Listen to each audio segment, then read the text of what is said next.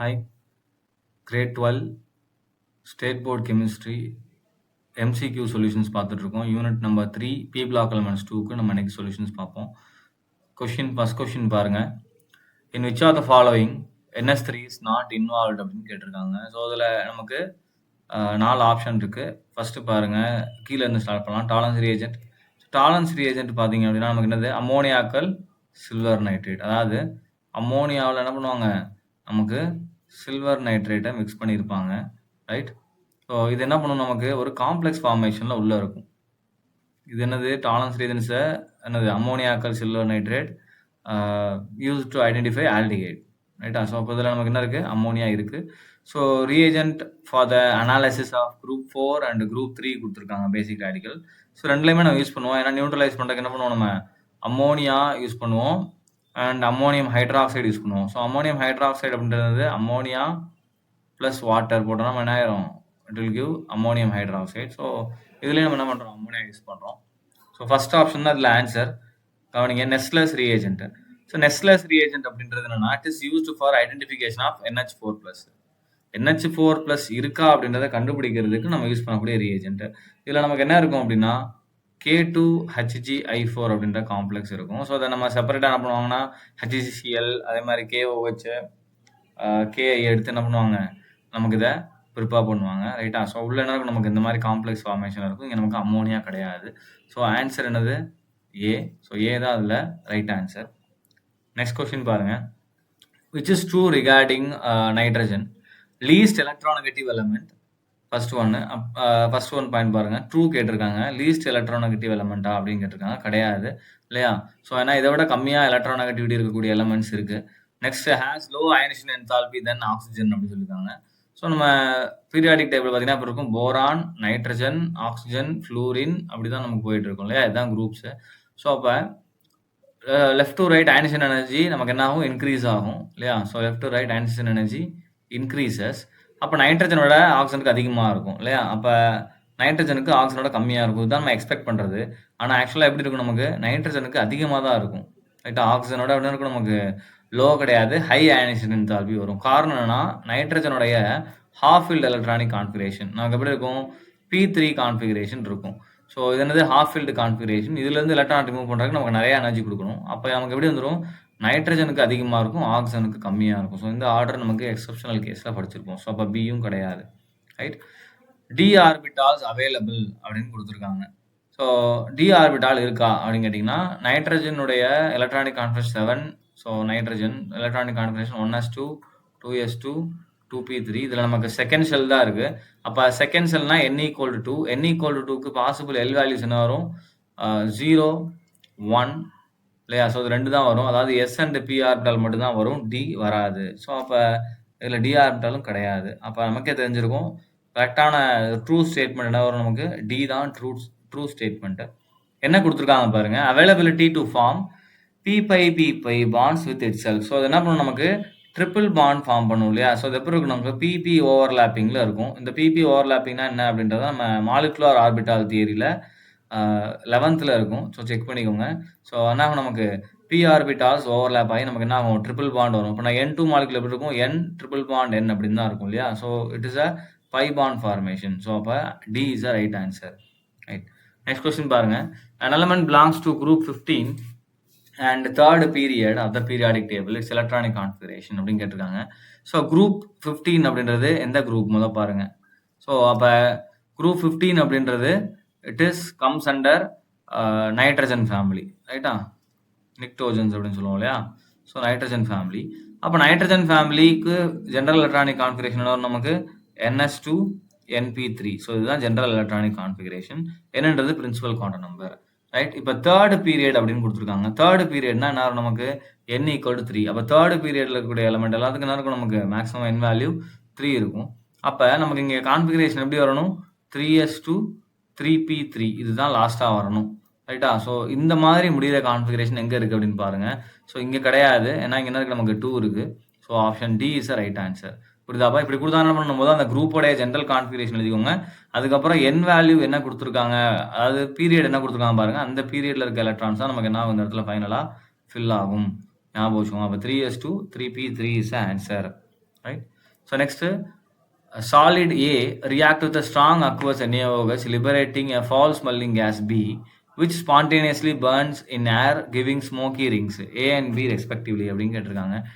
So இங்கே smoky ரிங்ஸ்ன்னு கொடுத்துருக்காங்க, ரைட்டா? NaOHோட ரியாக்ட் ஆகும்போது அந்த கேஸ் நமக்கு வெளியே வருது அப்படின்றாங்க. A and B கேட்டிருக்காங்க. இதில் பார்த்தீங்க அப்படின்னா நமக்கு என்ன வரும்? P4, அதாவது ரெட் பாஸ்பரஸ் இருக்கு இல்லையா? P4, so red not white. சரி, அப்போ ரெட் பாஸ்பரஸ் ப்ளஸ் நமக்கு என்ன வரும்? NaOH ஆட் பண்ணுறாங்க. அப்போ P4 plus NaOH plus H2O, ரைட்டா? ஸோ ஆட் பண்ணுறாங்க. நான் இங்கே பேலன்ஸாக ஆல்ரெடி நான் எழுதி வச்சுட்டேன், அதனால தான் நான் சார் அப்படியே 3 கரெக்டாக போகிறாருன்னு நினைக்காதீங்க. நான் ஆல்ரெடி என்ன பண்ணிட்டேன், அதை ஒர்க் அவுட் பண்ணி வச்சுருக்கேன். அப்போ 3 NaOH 3 H2O போடும்போது நமக்கு என்ன ஃபார்ம் ஆகும்னா 3 NaHPO2 ஃபார்ம் ஆகும் ப்ளஸ் PH3. ஸோ இந்த ரியாக்ஷனை நீங்கள் எங்கே பார்க்கலாம்னா பாஸ்பீன் டாப்பிக்கில் பார்க்கலாம். அப்போ பாஸ்பீனுடைய ப்ரிப்பரேஷனில் நீங்கள் என்ன பண்ணலாம்? ப்ரிப்பரேஷனில் பார்க்கலாம், ஃப்ரம் பாஸ்பரஸ் பார்க்கலாம். அதே மாதிரி பாஸ்பரஸோடைய ரியாக்டிவிட்டி ஆஃப் பாஸ்பரஸ் இருக்கு இல்லையா, அதில் வந்து ரியாக்ஷன் வித் அல்கலின்னு இருக்கும். ஸோ அதுலேயும் பார்க்கலாம். ஒரே ரியாக்ஷன் 2 இடத்துல வரும், ரைட்? அப்போ இந்த P4ன்றது தான் என்னது நமக்கு சாலிடு. ஸோ ரெட் பாஸ்பரஸ் இதுதான் நமக்கு என்னது A, ரைட்? NaHPO2 போயிட்டு நமக்கு என்ன பாஸ்பின் கேஸ் லிபரேட் ஆகுது, இதுதான் நமக்கு என்ன ஸ்மோக்கை கிரியேட் பண்ணும், இதுதான் நமக்கு என்னது B. ஸோ இப்போ ஆன்சர் என்ன வரும் நமக்கு? Option A is a answer, right? So next பாருங்க, on hydrolysis PCl gives. So அது ஆர்கானிக் ரிலேட்டட் கொஸ்டின் தான். இப்போ ஹைட்ராலிசிஸ் சொல்லிட்டாங்க. ஸோ அப்போ என்ன பண்ணிக்கலாம், நம்ம PCl நம்ம இங்கே எடுத்துக்கலாம், ரைட்டா? ப்ளஸ் வாட்டர் போட்டால் தான் ஹைட்ராலிசிஸ். ஸோ என்ன பண்ணுறோம், நம்ம வாட்டர் ஆட் பண்ணுறோம். அப்போ என்ன ஆகும்னா இந்த மாதிரி நமக்கு HCl வெளியே போகும். ஸோ OH நேரம் இங்கே வந்து ஆட் ஆகும். இதே மாதிரி நமக்கு 3 Cl இருக்கிறதுனால என்ன ஆகும், இதே மாதிரி நமக்கு 2 more times நடக்கும், ரைட்டா?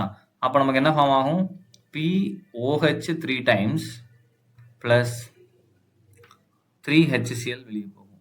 ஸோ இந்த POH3 ஆப்ஷன் இருக்கா? இங்கே கிடையாது. ஆனால் இதை கொஞ்சம் நம்ம மாற்றி எழுதி பார்க்கலாம். எப்படி மாற்றி எழுதலாம்?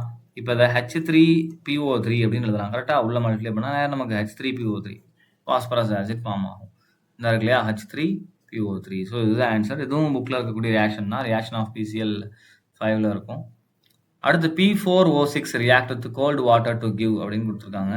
ஸோ P4O6 எடுத்திருக்கேன். இதை என்ன பண்ணுறேன், வாட்டரோட நான் ரியாக்ட் பண்ணுறேன். ஸோ வாட்டரோட நான் ரியாக்ட் பண்ணும்போது இட் வில் ஃபார்ம் 4H3PO3, ரைட்டா? ஸோ இங்கே 6H2O நம்ம எடுக்கிறோம். நமக்கு என்ன ஆகும், அகைன் இங்கேயும் பாஸ்பாரிக் ஆசிட் தான் ஃபார்ம் ஆகும், பாஸ்பரஸ் ஆசிட் தான் ஃபார்ம் ஆகும். இதுதான் ஆன்சர். இது எப்படி சார் இதை எக்ஸ்பிளைன் பண்ணணும்னா, நீங்கள் பாஸ்பரஸோடைய அந்த P4O6 இருக்கு இல்லையா, இதோட ஸ்ட்ரக்சரை வரையணும். இதோட ஸ்ட்ரக்சரை வரைஞ்சால் தான் உங்களுக்கு என்ன ஆகும், இது புரியும், ரைட்?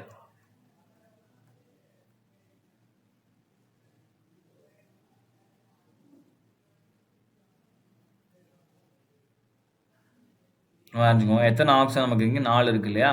ஸோ அப்போ என்ன பண்ணிக்கலாம், நம்ம இதை 2ஐயும் கனெக்ட் பண்ணலாம். அதே மாதிரி என்ன பண்ணிக்கலாம், இதை 2ஐயும் கனெக்ட் பண்ணிக்கலாம். ஸோ இப்படி தான் அதோடைய ஸ்ட்ரக்சர் இருக்கும். இப்போ அதை உடையும் போது நமக்கு எப்படி உடையும்னா, ஒரு பக்கம் இப்படி ஓட முடியும். முதல் ஒரு பாஸ்பரஸ் எழுதுறேன் பாருங்கள். இந்த பக்கம் ஓட முடியும் போது இந்த பக்கம் நமக்கு H வரும், ரைட்டா? ஸோ அதே மாதிரி இங்கே உடையும் போது நமக்கு என்ன வந்துடும்னா H. இது மட்டும் நமக்கு என்ன ஆகும்னா Pயோட உடையும். ஸோ அப்போ இங்கே நமக்கு என்ன ஆகும்னா OH வரும். அப்போ என்ன ஆகும், நமக்கு H3PO3 அப்படின்னு ஃபார்ம் ஆகும். கவனிச்சுக்கோங்க, இந்த நான் இங்கே ஒரு இடத்துல பிரேக் பண்ணியிருக்கேன். H 3 இருக்குது, ரைட்டா? ஸோ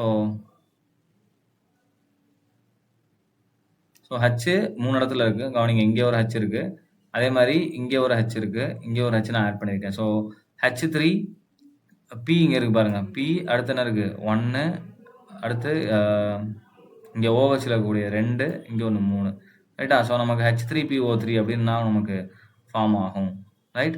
ஸோ அப்போ நமக்கு ப்ராடக்ட் என்ன ஃபார்ம் ஆகும், H3PO3. ஸோ அதுதான் ஆன்சர். இப்போ நெக்ஸ்ட் பார்க்கலாமா, அடுத்த question. The basicity of pyrophosphorus acid. So இந்த பைரோபாஸ்பரஸ் ஆசிட் நம்ம புக்லேயே கிடையாது, ரைட்டா? இதோட ஸ்ட்ரக்சர் பார்த்தீங்க அப்படின்னா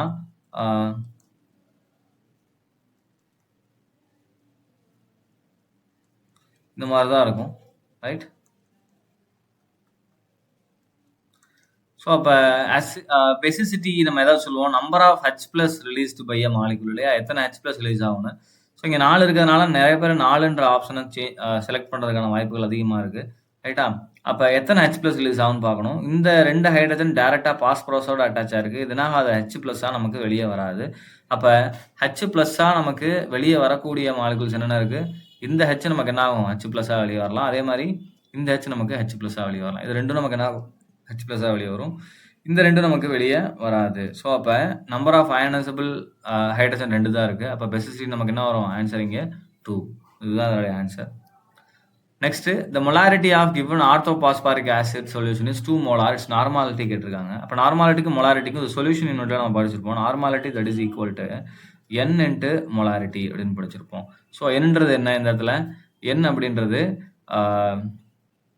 ஈக்குவலன்ட் ஃபேக்டர் அப்படின்னு சொல்லிக்கலாம் நம்ம. ரைட்டா? ஸோ அந்த ஈக்குவலன்ட் ஃபார்முலா கண்டுபிடிப்போம். அப்போ அது கண்டுபிடிக்கிறது இந்த n அப்படின்னு சொல்லுவோம். அப்போ என்னோட வேல்யூ எப்படி வரும் நமக்கு? இதோடைய ஈக்குவலன்ட் ஃபேக்டர். அப்போ ஆசிடோட ஈக்குவலன்ட் ஃபேக்டர் ஆனது நம்பர் ஆஃப் H+ ரிலீஸ்ட் இங்கேயும். அப்போ ஆர்த்தோபாஸ்பாரிக் ஆசிட் ஆனது நமக்கு H3PO4. ஸோ இது நமக்கு எத்தனை H+ ரிலீஸ் பண்ணும்? 3 H+ ரிலீஸ் பண்ணும். ரைட்டா? ஸோ PO4 3- மாறும். அப்போ ஒரு மாலிகுல் நமக்கு 3 H+ ரிலீஸ் பண்ணுது. அப்போ ஆட்டோமேட்டிக்காக நமக்கு என்ன ஆயிரும்? n வேல்யூ இங்கே 3 வந்துடும். அப்போ normality that is equal to இந்த n வேல்யூஸோட நம்பர் இப்போ 3 இன்ட்டு மொலாரிட்டி. ஸோ இங்கே மொலாரிட்டி என்ன கொடுத்துருக்காங்க? 2 மோலார் கொடுத்துருக்காங்க. ஸோ அப்போ என்ன answer is 6 molar. Right?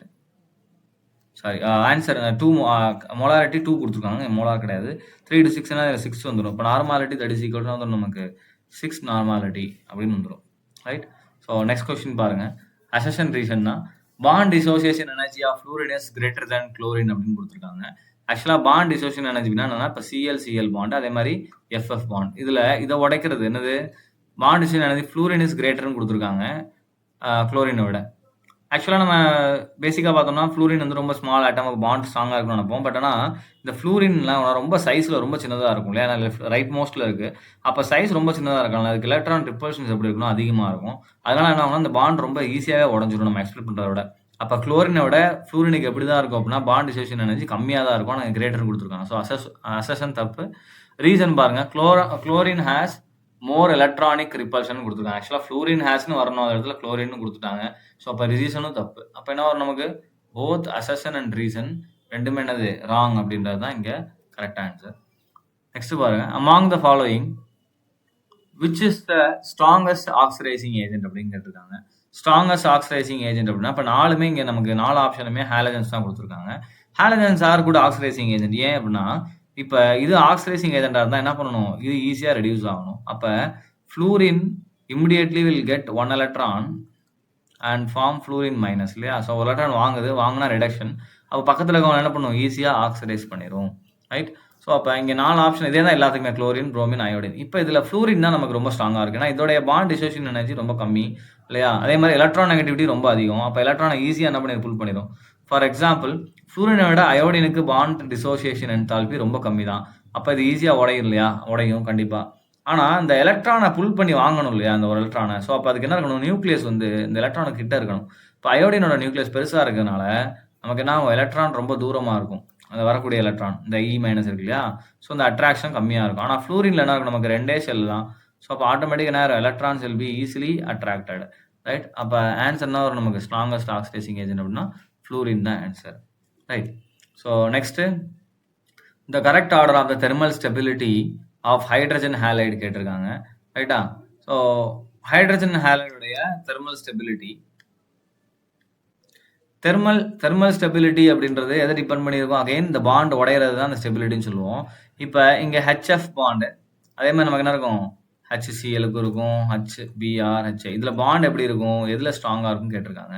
So அப்போ பாண்ட் டிசோசியேஷன் என்தால்பி யாருக்கு அதிகமாக இருக்கும்னா ஃப்ளூரினுக்கு தான் அதிகமாக இருக்கும். காரணம் என்ன அப்படின்னா இதோடைய எலக்ட்ரான் நெகட்டிவிட்டி டிஃபரன்ஸ். ஸோ அதுக்கு மோர் எலக்ட்ரான் நெகட்டிவாக இருக்கிறனால பாண்டுக்குன்னா நமக்கு பாண்டோட நேச்சர், அதாவது இதை உடைக்கிறது ரொம்ப கஷ்டம். ஏன்னா 2 நியூக்ளியஸும் பக்கத்தில் இருக்கும். ஹைட்ரஜனும் ஸ்மால் தான், ஃப்ளூரினும் ஸ்மால் தான்.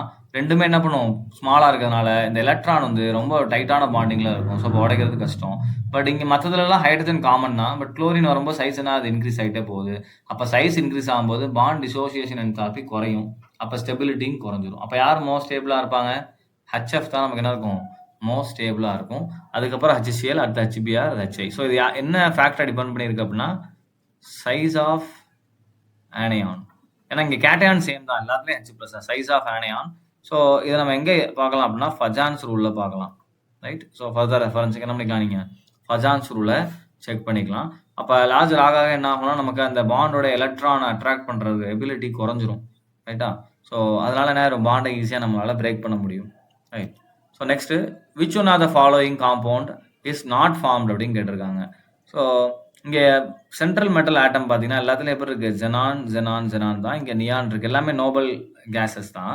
ஜெனானுக்கு நமக்கு என்ன ஆர்பிட்டால் இருக்குன்னா எம்டி டி ஆர்பிட்டால்ஸ் இருக்கும். ஸோ அந்த எம்டி டி ஆர்பிட்டால்ஸ் தான் ரியாக்ஷன் நடக்கும். இப்போ நியான் எடுத்துக்கோங்களேன். நியானுடைய கான்ஃபிகரேஷன் என்னது, நியான் அப்படின்றது 10. இதோடைய configuration 1s2 2s2 2p6 10 electron தான் முடிஞ்சிச்சு. செகண்ட் ஆர்பிட்டால் அதாவது ஷெல்லு. So n = 2. அப்போ l = வரும் 0 1 வரும். s and p இந்த 2 ஆர்பிட்டால் தான் இருக்குது. என்ன கிடையாது, நமக்கு டி ஆர்பிட்டால் கிடையாது. அதனால இந்த மாதிரியான பாண்டிங் இங்கே நடக்காது. ஸோ அப்போ இதுதான் ஃபார்ம் ஆகாது. ஏன் நடக்காது அப்படின்னா டி ஆர்பிட்டால் கிடையாது. ஏன்னா இது ஆல்ரெடி இருக்கக்கூடிய ஆர்பிட்டால் எல்லாமே ஃபில் ஆயிடுச்சுப்பா. ஸோ அதனால இதுல இருந்து லூஸ் பண்ணியோ கெயின் பண்ணியோ இது என்ன பண்ணாது, காம்பவுண்டா ஃபார்ம் பண்ணாது. ஜெனானுக்கும் அப்படிதான், எல்லாமே ஃபில்லா இருக்கும். அப்படி இருந்தும் ஏன் சார் காம்பவுண்ட் ஃபார்ம் பண்ணுது அப்படின்னா அதுல என்ன இருக்கும், நமக்கு எம்டி ஆர்பிட்டால்ஸ் இருக்கும். அதனால இந்த எம்டி டி ஆர்பிட்டால்ஸ் இருக்கும் அண்ட் எஃப்பும் பாசிபிள். ரைட்டா. ஸோ அதனால என்ன நமக்கு பாண்டிங் இங்கே ஃபார்ம் ஆகுது. ரைட். ஸோ நெக்ஸ்ட் பாருங்க, மோஸ்ட் ஈஸிலி லிக்விஃபையபிள் கேஸ் அப்படின்னு கேட்டிருக்காங்க. ஸோ ஈஸியாக லிக்விஃபிகேஷன் நடக்கணும் அப்படின்னா என்ன இருக்கணும், நம்ம இங்கே மாஸை கன்சிடர் பண்ணணும். எந்த கேஸுக்கு மாஸ் அதிகமாக இருக்கோ அதுக்கு எப்படின்னா அதை ஈஸியாக நம்மளால் லிக்விஃபை பண்ண முடியும். ரைட்டா. ஏன்னா மாஸ் அதிகமாக இருந்தால் மூவ்மெண்ட் வந்து மாலிகுல்ஸோட மூவ்மெண்ட் ரொம்ப ஸ்லோவாக இருக்கும். அப்போ ஈஸியாக ஃப்ரீஸ் பண்ணி நம்ம என்ன பண்ணலாம், லிக்விடாக மாற்றிடலாம். ஸோ அதுவாக மாஸில் கிரிப்டான் தான் இருக்குல்லே மாஸில் அதிகம். ஸோ அதுக்கு ஆன்சர் கிரிப்டான் தான். இப்போ ஒரு சில ஓல்டு ஸ்டேட் போர்டு புக்கில் வந்து ஹீலியம் ஆன்சராக கொடுத்துருப்பாங்க. ரைட்டா. ஸோ அந்த ஹீலியத்தை என்ன பண்ணியிருப்பாங்க, ஆன்சராக கொடுத்துருக்காங்க. பட் இந்த ஹீலியம் என்ன வராது, நமக்கு ஆன்சர் வராது. ரைட்டா. ஞாபகம் வச்சுக்கோங்க, ஆன்சர் என்னது தான், கிரிப்டான் தான் வரும். காரணம் மாஸ். ஸோ யார் மாஸில் அதிகமாக அவங்களை ஈஸியாக நம்மளால் லிக்விஃபிகேஷன் பண்ண முடியும். Right. So next XeF6 on complete hydrolysis producers. So இதை கம்ப்ளீட்டாக ஹைட்ராலிஸ் பண்ணால் நமக்கு என்ன ப்ரொடியூஸ் ஆகும் கேட்குறாங்க. ரைட்டா. ஸோ XeF6 எடுத்திருக்கோம். இதில் ஃபஸ்ட்டு நான் H2 ஆட் பண்ணுறேன். ரைட். எனக்கு என்ன ஃபார்ம் ஆகும் அப்படின்னா XeOF4. Right. So A option A இருக்கு இல்லையா, இது ஃபார்ம் ஆகும். ப்ளஸ் 2HF ஃபார்ம் ஆகும். பட் அவங்க கம்ப்ளீட் ஹைட்ராலிசிஸ் அப்படின்னு கொடுத்தாங்க. அப்போ செகண்ட் டைம் நான் திரும்ப என்ன பண்ணுறேன், வாட்டர் ஆட் பண்ணுறேன். இப்போ எனக்கு என்ன ஃபார்ம் ஆகும்னா XeO2F2 ஃபார்ம் ஆகும். ப்ளஸ் 2HF நமக்கு வெளியே போகும். ரைட். அகைன் இன்னொரு தடவை நம்ம இதை ஹைட்ராலிஸ் பண்ணலாம். ஹைட்ராலிஸ் பண்ண நேரம் அப்படின்னா நமக்கு XeO3 ப்ளஸ் 2HF போகும்.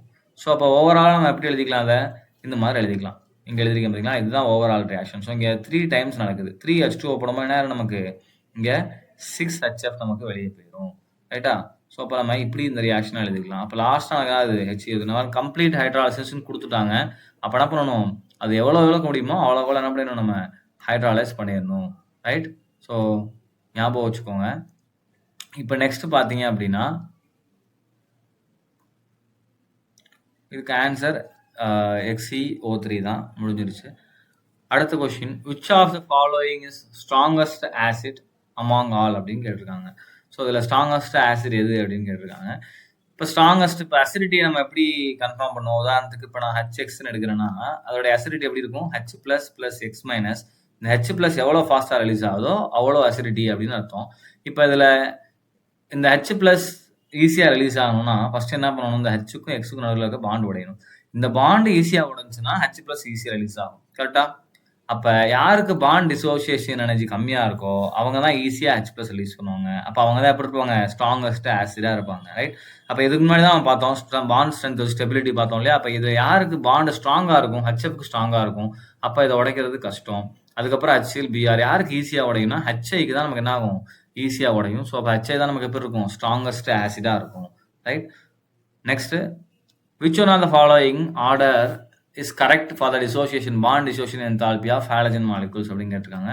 பட் எக்ஸ்பெக்டட் என்ன பண்ணுவோம், ஃப்ளூரினுக்கு அதிகமாக இருக்கும், அதுக்கப்புறம் குளோரின், அதுக்கப்புறம் புரோமின், அதுக்கப்புறம் என்ன நம்ம அயோடின் எக்ஸ்பெக்ட் பண்ணுவோம். இதுதான் எக்ஸ்பெக்டடு. பட் இதனால அது நமக்கு வராது. இது வந்து ராங் ஆன்சரு. ரைட். ஏன்னா இப்போ குளோரின் அதுக்கப்புறம் புரோமின் வந்துடும், அதுக்கப்புறம் நமக்கு என்ன ஆகும்னா ஃப்ளூரின், அதுக்கப்புறம் தான் நமக்கு என்ன ஆகும், அயோடின் வரும். காரணம் என்ன, ஏன் சார் இப்போ என்ன இருக்குன்னா இந்த ஃப்ளூரின் என்ன இருக்குது இந்த இடத்துக்கு இடையில வந்து ஜம்ப் பண்ணியிருக்கு. என்ன காரணம் அப்படின்னா இது நம்ம முன்னாடியே அந்த அசசன்ட் ரீசனில் டிஸ்கஸ் பண்ணோம். ஃப்ளூரின் வந்து ரொம்ப சைஸ்ல சின்னதா இருக்கிறதுனால அதுல மோர் எலக்ட்ரான் ரிப்பல்ஷன் இருக்கும். டி ஆர்பிட்டால் கிடையாது. அதனால என்ன ஆகும் நமக்கு இந்த பாண்ட் வந்து அன்ஸ்டேபிளா இருக்கும். சீக்கிரம் உடைஞ்சிரும். ரைட்? ஸோ இதுதான் நமக்கு ரீசன். ரைட். இது F2 பாண்ட் தான்ப்பா. HF பாண்டையும் F2 பாண்டையும் confuse பண்ணிக்கூடாது. HFன்னு வரும்போது எப்படி இருக்கும் நமக்கு F பாண்ட் தான் ரொம்ப ஸ்ட்ராங்கா இருக்கும். ரைட்டா? யாரை விட? CL விட. பட் FFன்னு வரும்போது நமக்கு என்ன ஆயிரும்? இதோடைய பாண்ட் வீக் ஆயிரும். ஞாபகம் வச்சுக்கோங்க. Right? So next among the following the correct order of acidity கேட்டிருக்காங்க. ஸோ அசிடிட்டி எப்படி பார்க்கறதுன்னா ஆக்சோ ஆசிட்ஸ்ல சென்ட்ரல் மெட்டல் அயான் இருக்குல்ல. இப்போ இங்கே யார் சென்ட்ரல் மெட்டல் அயான்? இந்த குளோரின் தான் நமக்கு சென்ட்ரல் மெட்டல் அயான். ரைட்? அப்போ குளோரின் இருக்கு. சென்ட்ரல் மெட்டலோட ஆக்சிடேஷன் ஸ்டேட் பார்க்கணும். அப்போ இதுதான்ப்பா இதோடைய ஃபார்முலா. நோட் பண்ணி வச்சுக்கோங்க. Oxidation number or state increases. என்ன ஆகும் நமக்கு? Acidity also increases. எதுல? ஆக்சோ ஆசிட்ஸ்ல. ஏன்னா ரெசனன்ஸ் நமக்கு இன்க்ரீஸ் ஆகுது. இன்டைரக்டா இருக்கக்கூடிய பாயிண்ட் வந்து ரெசனன்ஸ் தான். பாருங்க ஃபர்ஸ்ட் வந்து HCl O இருக்கு இல்லையா? இதுல பாத்தீங்கன்னா Cl உடைய ஆக்சிடேஷன் +1 இருக்கும்.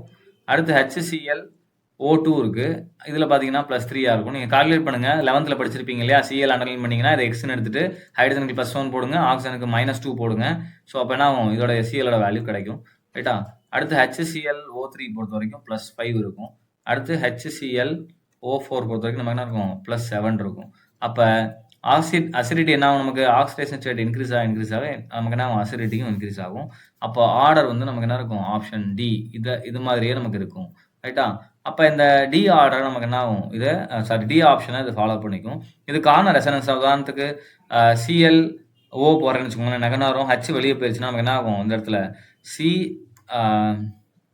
டபுள் பாண்ட் O தான் இருக்கும். ரைட்டா? ஸோ அப்போ என்ன ஆகும் நமக்கு? இதுல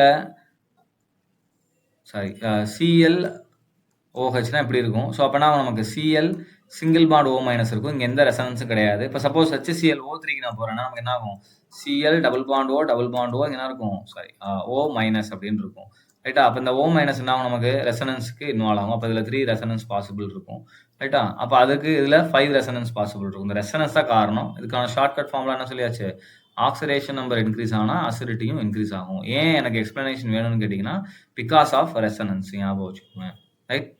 ஸோ நெக்ஸ்ட் பார்த்தீங்க அப்படின்னா copper is heated with concentration of 3. இது டைரக்டா ரியாக்ஷன் கொஸ்டின் தான். ரைட்டா? ஸோ அப்போ காப்பர் +4HNO3 போடுவோம். அதை நான் 2 விதமாக ஸ்பிளிட் பண்ணிக்கிறேன். 2HNO3 + 2HNO3. ஏன்னா இதில் ஒரு பார்ட் வந்து ரெடாக்ஸ் போக போகுது, இன்னொரு பார்ட் ஜஸ்ட் சப்ஸ்டியூஷன் போக போகுது. இப்போ ஃபர்ஸ்ட் பார்ட் நமக்கு ரெடாக்ஸ் போகுது. அப்போ காப்பர் என்ன மாறும்னா Cu2+ மாறும். அப்போ CuNO3 2 டைம்ஸ் ஃபார்ம் ஆயிரும். ரைட்? அதுக்கப்புறம் இதுல இருந்து Cu2+ மாறுது இல்லையா? அதுல இருந்து நமக்கு என்ன ஆகும்? NO3 வந்துடும். ரைட்? இங்க 2NO3 இருக்கு இல்லையா? அதுல இருக்கக்கூடிய NO3 என்ன மாறுதுன்னா 2NO2 மாறிடும். ரைட்? பிளஸ் மிச்சம் பாத்தீங்கன்னா நமக்கு என்ன இருக்குன்னா இந்த 2 OH இருக்கும். ஏன்னா எப்படி ஸ்பிளிட் பண்ணி எழுதலாம்? HNO3 அப்படின்னா OHNO2 அப்படின்னு ஸ்பிளிட் பண்ணலாம் இல்லையா? ஸோ அதே மாதிரி OHNO2ன்னு ஸ்பிளிட் பண்ணலாம். அப்போ 2 NO2 இங்க வந்துருச்சு. இங்க 2 OH இருக்கு, இங்க 2 H இருக்கு. அப்ப நேரம் நமக்கு இந்த இடத்துல 2H2O ஃபார்ம் ஆயிரும். ஸோ அப்போ when copper is heated with concentrated HNO3 கேட்டாங்கன்னா என்ன கிடைக்கும் நமக்கு? காப்பர் நைட்ரேட் அண்ட் NO2 கிடைக்கும். ஸோ இதுதான் ஆன்சர். ஸோ எல்லாமே பார்த்தாச்சு. நெக்ஸ்ட் எந்த யூனிட் வேணும் அப்படின்றத நீங்க கமெண்ட் பண்ணுங்க. தேங்க்யூ.